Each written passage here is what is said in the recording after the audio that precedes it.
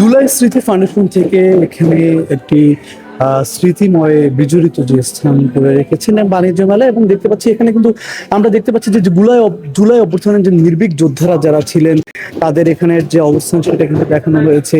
এছাড়া এখানে আমরা দেখতে পাচ্ছি যে শহীদ জুলাই স্মৃতি ফাউন্ডেশনের যে আর্থিক যারা সহায়তা অপারেশন থেকে শুরু করে অন্যান্য যে সহায়তা যারা পেয়েছেন তাদেরকে আসলে দেখানো হয়েছে। এবং এখানে জুলাই শহীদ স্মৃতি ফাউন্ডেশনের উদ্যোগে যে এসএমসি এবং বিকেএসএফ এর যে প্রশিক্ষণপ্রাপ্ত জুলাই আহত যোদ্ধা এবং শহীদ পরিবারের সদস্যবৃন্দ কিন্তু এখানে রয়েছে। এবং এছাড়া আমরা দেখতে পেয়েছি যে এখানে কিন্তু গুলিবিদ্ধ জুলাই যোদ্ধা যেখানে আছেন এই যে তাদের কিন্তু এখানে ঠিকানাগুলো আসলে বলা হয়েছে।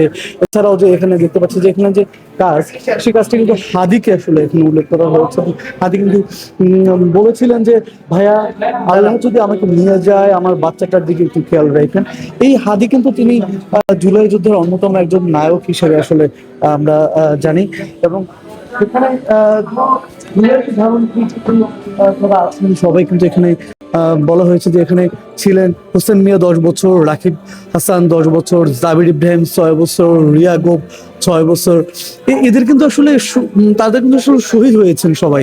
এবং এছাড়া আমরা দেখতে পেয়েছি যে এখানে যে জুলাই বীর শহীদদের যে তালিকা, সেই তালিকা কিন্তু এখানে উল্লেখ করা হয়েছে, তাদের নাম এবং তাদের ঠিকানা কিন্তু এখানে উল্লেখ করা হয়েছে। এখানে অনেকের নাম রয়েছে আমরা দেখতে পাচ্ছি। এখানে কিন্তু অনেক অনেক মানুষের আসলে নাম কিন্তু এখানে রয়েছে। এবং এই যে এই বিষয়টা কিন্তু আসলে এখানে তুলে ধরা হচ্ছে। এবং এখানে যে জুলাই গণ অভ্যুত্থানে যে 1 থেকে 36 জুলাই যে ঘটনাগুলো ঘটেছে, সেই ঘটনা কিন্তু পুনরাবৃত্তি থেকে শুরু করে এখানে কিন্তু প্রতিশ্রুতি একটি তুলে ধরেছেন জুলাই স্মৃতি ফাউন্ডেশন।